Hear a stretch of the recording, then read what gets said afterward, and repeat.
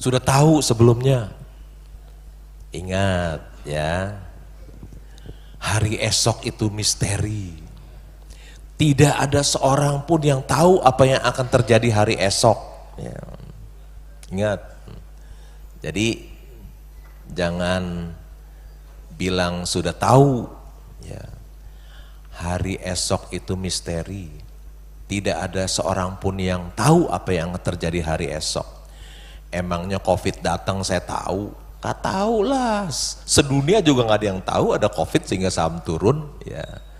Cuman kebetulan saya habis jual saham Indika Energi, saya habis jual saham Indakiat yang saya beli 1.000 naik ke 20.000 saya jual. Ya. Masih ada sisa uang banyak, ya. Masih ada sisa uang banyak. Karena apa? Karena belum menemukan mercy harga bajai, jadi uang itu masih menganggur. Kenapa menganggur? Karena kan saya sangat hati-hati beli saham yang low risk high gain dan saya belum menemukan. Mau cari mercy harga bajai belum menemukan, sehingga uang itu jadi cash itu banyak. Tapi tiba-tiba COVID, wih saham bagus, wonderful company dijual murah, ya saya beli semuanya.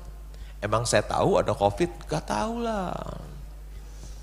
Sedunia satu orang pun gak tahu ada COVID ya. COVID bisa menjungkir balikan dunia. Bersyukur sekarang COVID tidak ada ya. Kita semua satu orang pun saya lihat gak pakai masker ya. Boleh kumpul-kumpul lagi rame. Coba zaman dulu kumpul gini, tangkep semua. Mesti protokol kesehatan kan. Ya, jadi ingat hari esok itu misteri. Tidak ada seorang pun yang tahu apa yang akan terjadi hari esok. Jadi kalau COVID itu saya lagi banyak uang karena kebetulan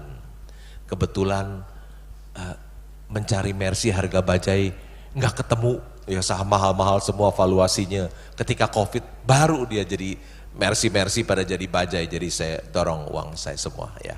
Hari esok itu misteri. Oke, kesimpulannya. Menjawab ya. Oke, next. Mohon izin Pak Lo, saya bertanya sedikit tentang saham karena saya ini pemain saham sudah mulai dari sejak bulan lalu Pak gitu ya.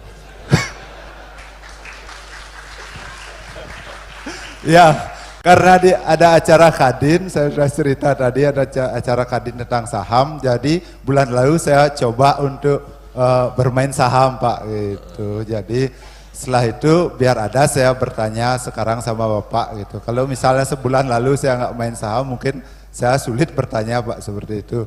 Sempat dijelaskan tadi juga sama Pak Lo yang dibilang tadi teman semobil saya itu yang beli harga saham terlalu mahal. Di awal udah boncos itu Pak. Itu coba-coba mungkin di luar dari analisa yang Bapak jelaskan tadi, saya berterima kasih banyak sekali udah berbincang-bincang dengan Pak Lo, banyak ilmu di pagi ini yang saya dapatkan. Nah, melihat literatur dari yang sukses di main saham, Warren Buffett, Pak Lo yang kiranya sudah berusia Warren Buffett 94 tahun. Pak Lo kalau mohon izin berapa usianya Pak? 65. Ya, 65. Nah, kira-kira yang usia di bawah 40 ada nggak yang sukses main saham Pak? Atau kita harus nunggu usia 80 atau 60 dulu untuk bermain saham? Ya, itu yang pertama Pak. Yang kedua, sebagai pemain yang sudah dari bulan lalu seperti saya Pak, apa yang harus dilakukan pertama Pak biar nggak yang kedua ketiganya sama nasibnya seperti yang bulan-bulan sebelumnya? Terima kasih Pak. Ya. Terima kasih Pak Komang, pengusaha yang hebat. Saya sudah mendengar kehebatan beliau tadi di mobil ya. Pak, yang muda-muda yang berhasil banyak Pak, teman-teman saya Pak ya.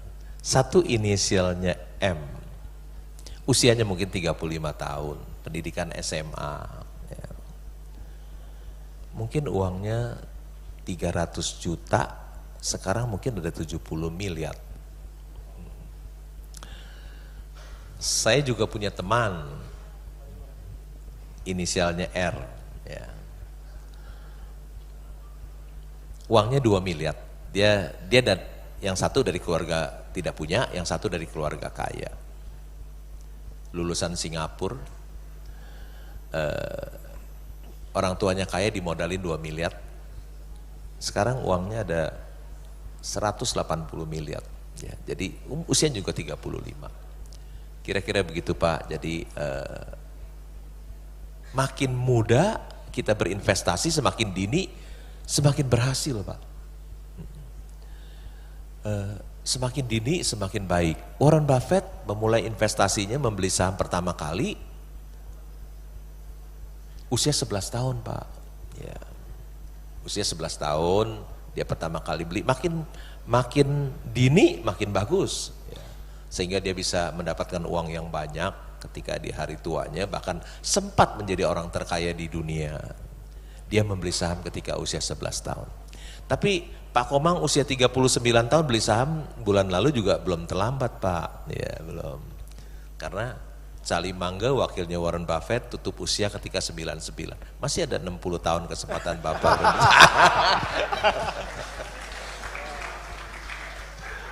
Orang baru, supaya tidak beli kucing dalam karung, baca annual report yang tadi saya jelaskan. Supaya sebelum Bapak beli, jadi tahu dulu apa yang Bapak beli. Begitu Pak Komang, terima kasih. Oke, terima kasih Pak Komang, udah sharing-sharing. Bagaimana pendapat Pak Lo tentang fundamental is dead? Fundamental is dead. Fundamental sudah mati. Oh. Banyak yang di Okay. podcaster atau di YouTuber begitu. Yang kedua, kalau nggak salah lihat Pak Lo di ABM Investama, ya. Itu sudah memiliki saham yang banyak, tapi terakhir ada ningkat jumlah kepemilikan Bapak, saya lihat nih benar apa enggak, padahal harga sudah naik dan debt equity rasionya dari Bank Investama itu, ABM Investama naik di atas 100. Kenapa kok bisa ngambil keputusan ngambil lagi? Yang ketiga nih kebetulan saya punya saham batubara yang berhubungan dengan itu, Adro. Mohon bimbingannya karena mau ada spin off nih, jadi mau taking profit apa mau dibelikan ke yang mau IPO baru. Terima kasih. Terima kasih atas pertanyaannya Pak. Boleh tambah satu lagi ya? Ya silakan. Terima kasih, nama saya Gede William. Pertanyaan saya singkat aja melanjutkan tadi pernyataannya Bapak, kalau di Amerika itu subway-nya katanya lagi bermasalah. Saya ingin bertanya ke Bapak, apakah Bapak sudah mempersiapkan cash untuk sebuah kejadian yang akan terjadi di masa depan, terutama kita sudah melihat kondisi ekonomi secara makro yang sudah semakin menurun. Itu aja Pak, terima kasih. Ekonomi yang semakin menurun. Kalau kita lihat kan Amerika sudah turunkan suku bunga, ya tentu akan diikuti oleh Indonesia turun suku bunga. Tentu itu udah ada langkah-langkah perbaikan ya. Biasanya kalau suku bunga turun, ekonomi akan berjalan dengan baik lagi. Ya. Apakah sudah mempersiapkan cash yang banyak? Saya kebetulan lagi punya uang cash yang banyak, ya.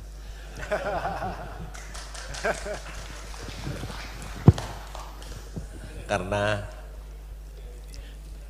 IHSG all time high. Terus mau beli yang mana ya, semuanya kok nggak ada yang Mercy, harga bajai tinggal sedikit ya. Jadi uang cash itu tersimpan banyak sekali belum tersalurkan. Karena saya kan habis jual saham. Waktu saya pemegang, kalau lihat di annual report 2021, Penin Financial, holding company dari Penin Bank dan Penin Daiichi, saya muncul nama saya sebagai pemegang saham nomor 2 terbesar. Kemudian ada isu akuisisi oleh Jepang, MUFG, Sumitomo melakukan due diligence, saham itu naik. sampai ke 775 dan saya jual semua. Ya, saya jual semuanya. Nol sekarang kepemilikan saya. Kedua, saya punya saham Petrosi 15%. Dan pemegang saya mayoritasnya Indika Energy yang kebetulan CEO-nya adalah Ketua Kadin, ya, Ketua Umum Kadin. Indika jual saham Petrosi di 3118. Ya udah, saya juga pemegang saham 15%, saya ikut Indika jual, saya juga jual. Saya cuan kok, modal saya cuma 1.000 gitu ya. 3118 saya jual. Dapat uang banyak juga loh, 15% saham kepemilikan di coal mining contractor. Tapi hari ini harga saham saya jual 3118 ya. Hari ini sempat 15.000 sahamnya. 15.000 tambah dividen 1.000, kalau saya hitung perbedaan harga jual saya 2 tahun yang lalu sampai dengan sekarang bedanya 2 triliun loh selisihnya. Bedanya 2 triliun sampai, terus boleh cek, tanya Google saya jual berapa, terima uangnya berapa, sekarang dengan harga sekarang berapa, itu bedanya 2 triliun ya.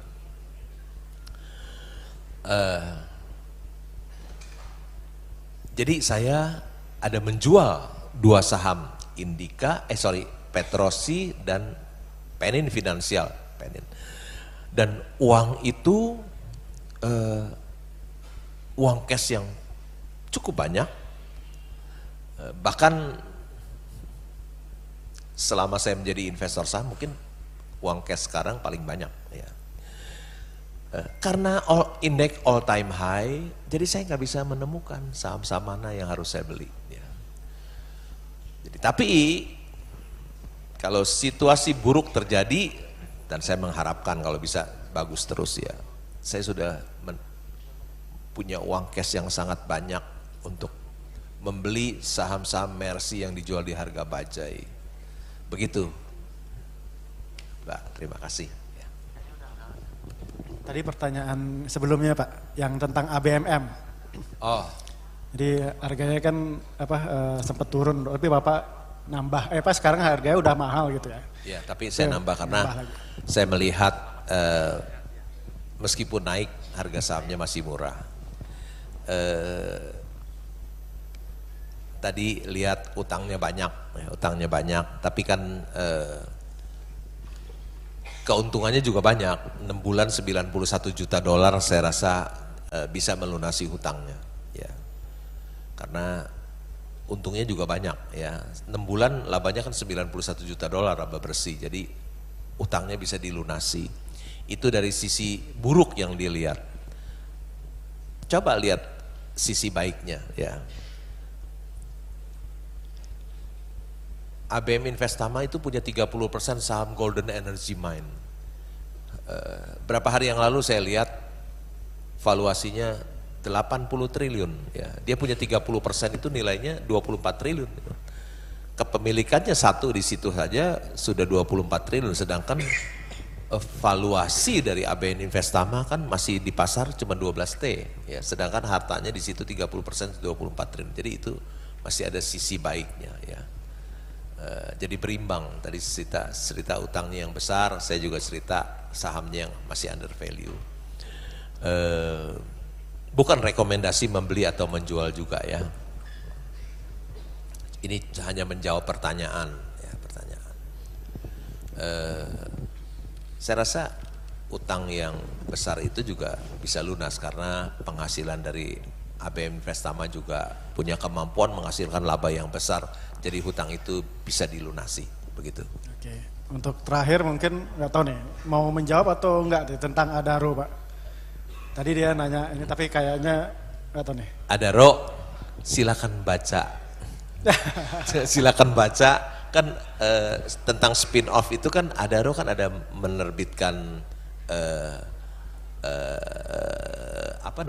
menerbitkan keterangan tentang spin off itu. Jadi Bapak sebaiknya baca sendiri. Takut saya jelaskan jadi salah nanti. Ya, Takut salah. Bapak baca sendiri, ada itu penjelasan mengenai spin off. Adaro, begitu Pak. Oke. Ini masih ada waktu ya, panitia ya? Saya izin Pak tanya tentang ABMM. Kebetulan saya masuk di ABMM. Kemarin sempat masuk juga di 20 Juni 2024 dengan RSI di bawah 30 Pak. Relative String Index di bawah 30. Sempat masuk di harga 3.100. Kemudian saya keluar di saat RSI di angka di atas 80 dengan saya keluar di 5.700 Pak. Nah, tadi Bapak sempat sampaikan bahwa ABMM ini berpeluang. Bapak bilang tadi dalam presentasinya menyebut dengan PER di angka 9 gitu Pak ya. Kemudian saya cek PER-nya sekarang di angka 4.150 di 3,82 Pak. Jadi saya berhitung jika PER 9 berarti kemungkinan harga wajarnya di 9.829 Pak. Izin Pak tanya, ingin mengkonfirmasi aja Pak. Jika nanti Bapak, bagaimana tanggapan Bapak tentang hal itu? Terima kasih Pak. Apa pertanyaannya Pak? Pertanyaannya berarti harga wajar IBMM ini di 9.829 Pak. Sekarang kan di 4.150 dengan PER 3,82 Pak. Terima kasih Pak. Terima kasih atas pertanyaannya. Jadi angka 9 dari saya itu rumusan dari saya, bukan menghitung harga wajar. Rumusan harga dari saya supaya kita tidak membeli saham terlampau mahal. Beli yang perhitungan sangat konservatif, price earning ratio 9, price to book 1 kali. Itu bukan, jangan dikaitkan dengan harga saham ABM Investama, dua hal yang berbeda nih. Ya, dua hal yang berbeda. Jadi juga tadi disebut RSI apa saya nggak ngerti. Ya itu mungkin pendekatan teknikal. Saya nggak pakai teknikal sama sekali. Ya saya hanya fundamental. Dan Warren Buffett pun tidak pakai teknikal. Tapi you mau pakai teknikal silakan aja. Ya. Saya tidak pakai pendekatan itu. Pendekatan saya tentang valuasi saham, jadi bukan tentang rumusan angka 9. Rumusan angka 9 adalah kriteria kita ketika membeli saham, bukan menghitung harga wajar. Ya. Saya menghitung wajar atau tidak dari price earning ratio, dari price to book. Jadi dua hal yang berbeda itu, demikian ya. Kalau dari Pak Lo, harga wajar ABMM berapa hitung-hitungannya Pak? Dari hitung-hitungan Pak Lo. Harga? Wajar ABMM Ya. tadi ditanyakan. Saya nggak hitung yang lain dia punya alat berat, dia punya tambang batu bara di Aceh dan lain-lain. Saya nggak hitung semuanya. Saya hitung itu aja. Golden Energy Mine tadi valuasinya di market 80 triliun. Sedangkan dia punya 30% kan artinya 24 triliun. Sedangkan harga market cap-nya ABM Investama baru 12 triliun di bursa. Itu aja kelihatan ya. Dan ABM Investama itu saya bisa pegang lama, ya bagi lama. Dengan harapan siapa tahu dia bisa mengulangi prestasi dari United Tractor. Dulu saya pemegang saham United Tractor, saya sudah jual, kehilangan kesempatan saham itu naik terus. Nah mungkin ini jadi pengganti. Dia sekarang sudah memiliki Golden Energy Mine 30% beli di harga murah ya, 420 juta dolar. Padahal Golden Energy Mine itu setahun labanya 10 triliun. Rata-rata 10 triliun. Dia dapat 3 triliun setiap tahun. Jadi investasi dia itu 2 triliun 3 bulan udah nol. Ya.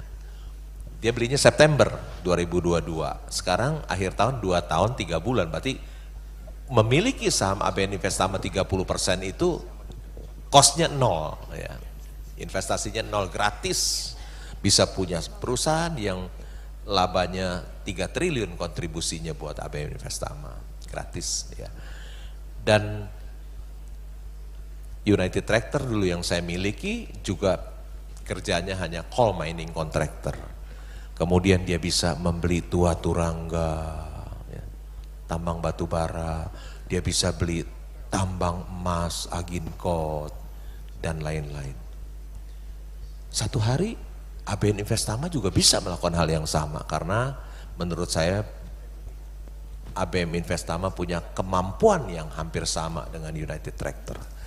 Dia beli Golden Energy Mine di harga yang murah, perusahaan tambang batu bara dengan harga yang murah. Satu hari dia pun bisa beli tambang-tambang lain dengan harga yang murah. Ya, bukan hanya ini. Satu hari dia pun bisa lihat, wah ada tambang batu bara yang murah, orangnya butuh uang, jual murah, bisa dibeli juga tambah besar.